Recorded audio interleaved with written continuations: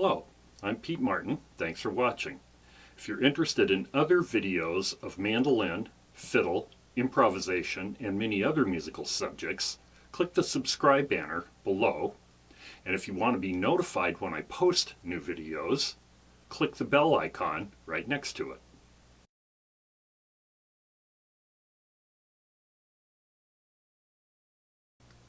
This video series is to help people who want to learn to improvise in a non-jazz style. There won't be any particular type of improvising taught.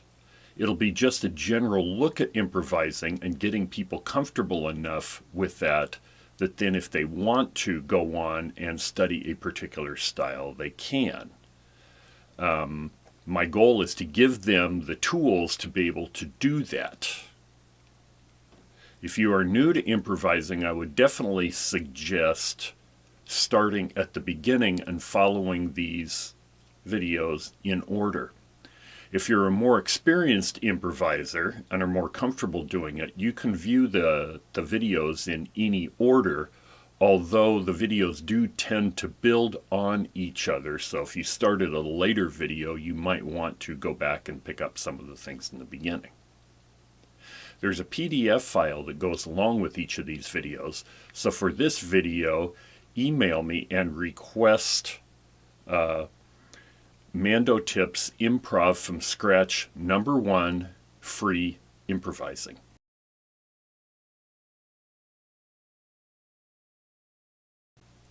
For people who haven't improvised before, it can seem like a really daunting task. There's so many notes to choose. Where do I even start? I know it will sound horrible. I don't know any music theory, and so on and so on. You don't really need to know any of that, although with the music theory stuff, it helps to eventually know some very basic music theory like scale construction, how chords are constructed. Knowing a major scale and knowing how the chords are constructed really will eventually help. So I would definitely suggest doing some study to start picking up on that stuff. Another thing that I hear from students that I've heard over the years is, well, I just wasn't born to improvise. It's just not in me. Believe me, improv can very much be learned, and anybody who gets good at it has practiced it a lot and practiced it with very definite ways, with definite strategies in their improvising, or definite strategies in their practicing to improve their improvising. It's very common old jazz teachers saying is good improvisation is 5% inspiration and 95% perspiration. So it's definitely something that can be learned. I need to stress that enough to you. It can be learned if you want to be able to learn it. Now you have to practice it just like you practice anything else, but it can definitely be learned. So where do we start? Well, let's try something. Take your mandolin and let's find the first 4 notes of the G major scale. So play open G, play the G string 2nd fret, which is the note A, play the G string 4th fret, which is the note B, and the G string 5th fret, which is the note C. So on the G string, open 2, 4, and 5. This is shown in example 1.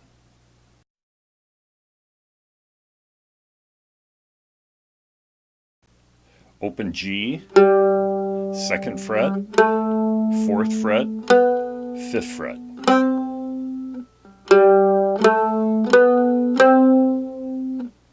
Here's your first assignment.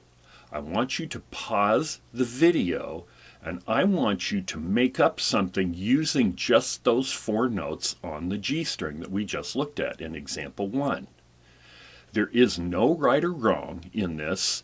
I just want you to make something up and get used to making something up right now off the cuff. So pause the video now and make up something for at least a couple of minutes, 3 minutes, using just those notes on the G string.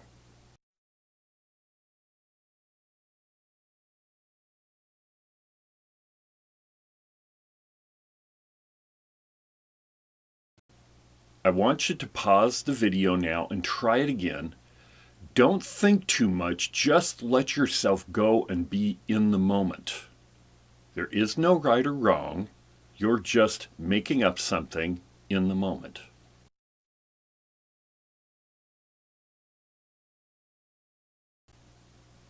The next exercise we're going to do is exactly the same thing except on the D string instead of the G string. So we're going to take open D, we're going to take the second fret on D, which is the E note, the fourth fret on D, which is the F sharp note, and the fifth fret on D, which is the G note.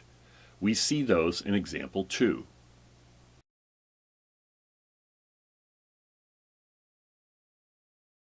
Open D, second fret, fourth fret, fifth fret.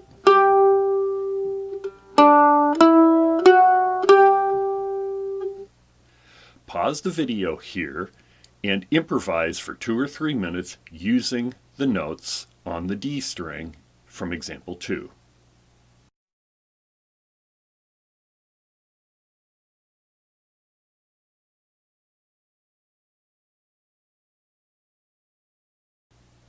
Now that you've improvised using the notes on the G string and the notes on the D string, let's combine all 8 of these notes together. So open 2, 4, 5 on G and open 2, 4, 5 on D. This is a complete 1 octave G major scale.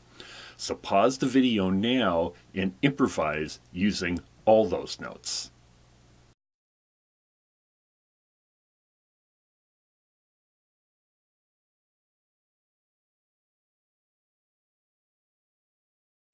Now let's move on to the A string. So the notes on the A string that we're going to use are open A, the index finger on the second fret, which is a B note, the middle finger on the third fret, which is a C note, and the ring finger on the fifth fret, which is a D note.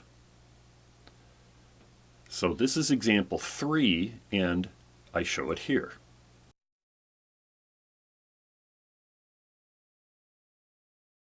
Open A, second fret, third fret, fifth fret.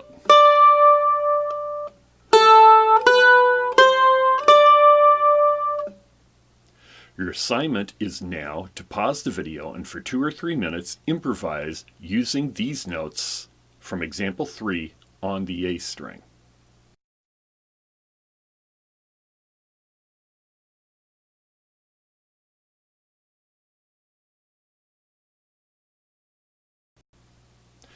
Now, let's improvise using the notes of the G, D, and A string that we've learned in examples 1, 2, and 3. So pause the video now and do this.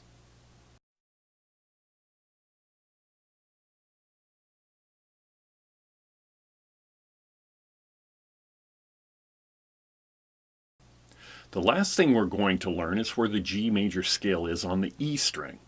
So these are the notes open E, second fret on E, which is F sharp, third fret on E, which is G, fifth fret on E, which is A, and the seventh fret. You'll play with the pinky, and that's the note B.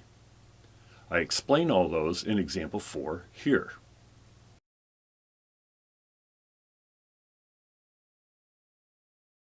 Open E, second fret, third fret, fifth fret, seventh fret.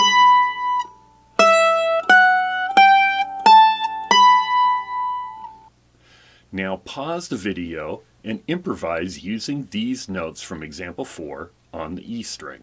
Do this for at least 2 to 3 minutes.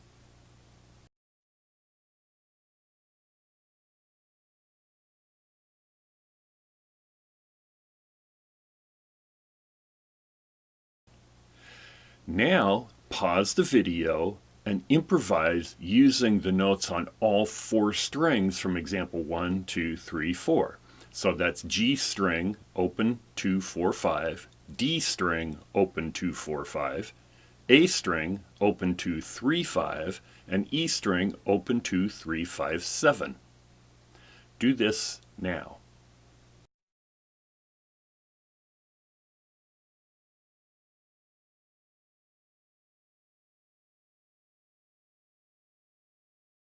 So I want you to do these assignments on this video several times. I would do them every time you pick up your mandolin for a period of time.